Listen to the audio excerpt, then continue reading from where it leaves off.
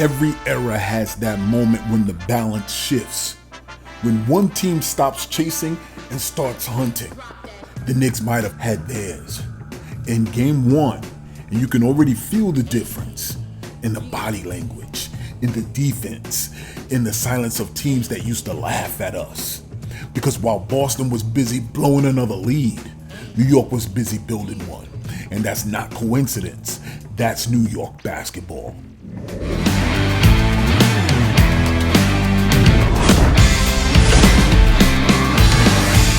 There's something brewing in New York again. That hum, that pulse, that Madison Square Garden electricity that feels like it's been dormant since the Ewing years. And maybe even before. You can feel it from the first defensive possession when OG closes out on a three like it's personal. When Brunson claps his hands in a stance that says, nah, not tonight. The Knicks are carrying themselves like a team that's already been through the storm. And come out with calluses instead of excuses. It wasn't just a win.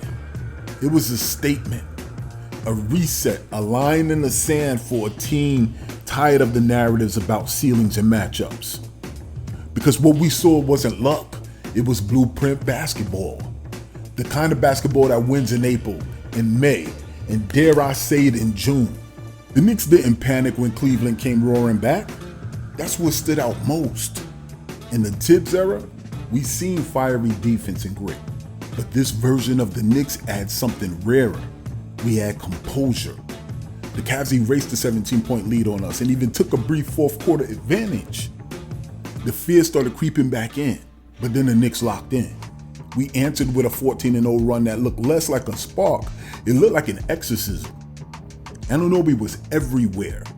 He had 24 points, 14 rebounds, 3 steals, defensive energy that made you remember why he was the missing piece last season. Brunson was steady, he was surgical. Every possession, a small masterclass in control. Cat was often criticized for his softness.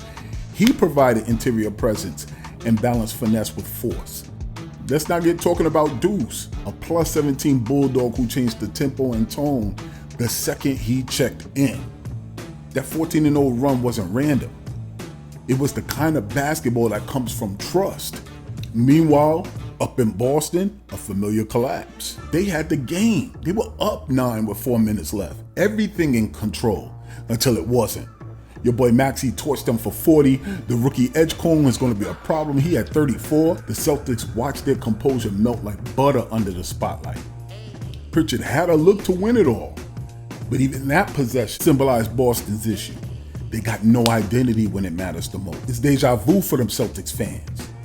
They can dominate for 44 minutes and still find a way to lose the last 4. Talent's there, pedigree's there, but the trust and the rhythm, all of that is missing for them Leprechauns.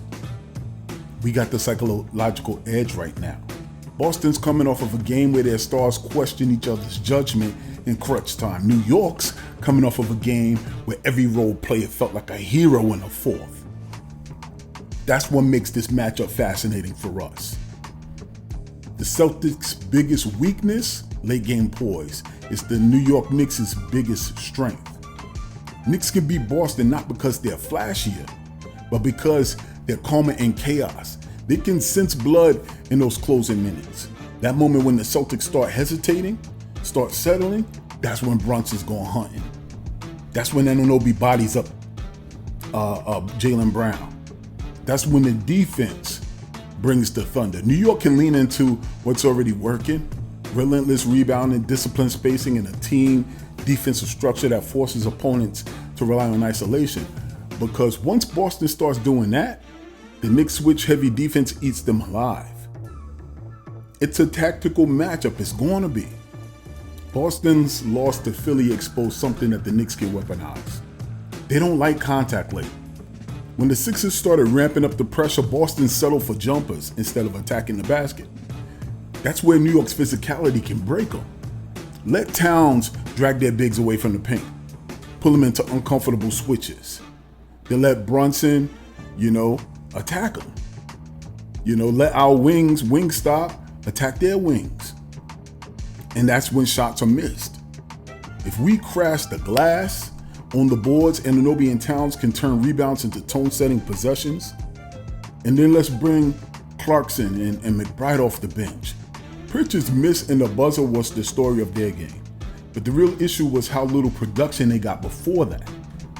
This season for us, we fixed it. McBride came in with plus 17.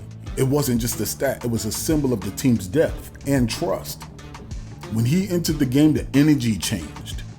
That's a weapon against that Celtics team who's still searching for its rotations.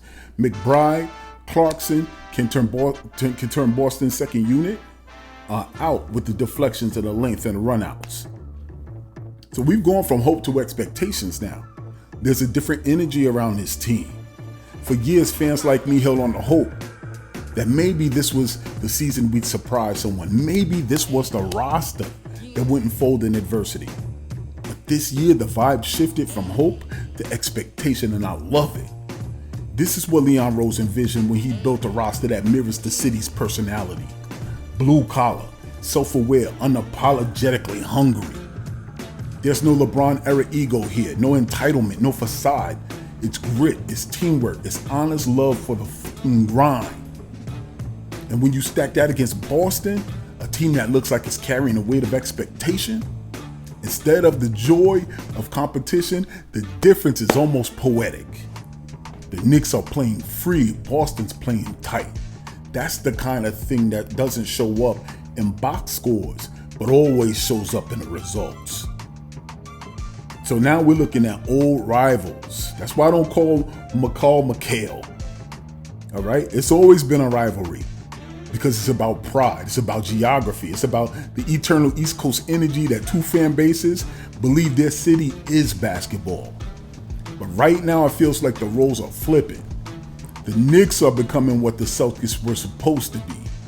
A disciplined, defensive-minded contender that wins through unity instead of reputation.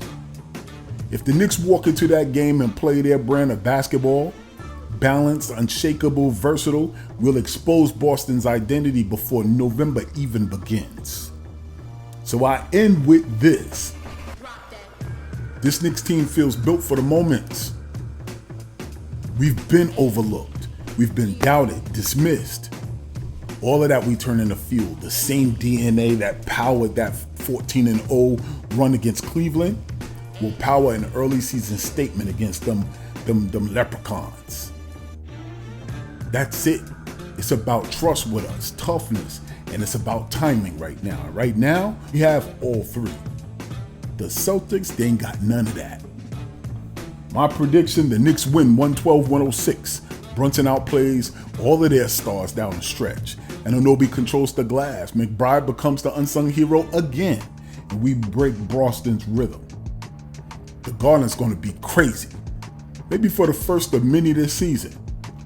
New York stands on top, not as the underdogs, but as the favorites. I'm loving that new feeling for me. I'm loving it for us. What say you? Keep this in mind. Same thing applies to life that applies to our team. If there is no struggle, there's no progress. But also remember this, whether it's out there in the real world or here in these YouTube streets, here in Knicks Deli, baby, everybody eats. I'm the Bashir, and I'm out. Peace. This year, we gotta listen to insufferable Knicks fans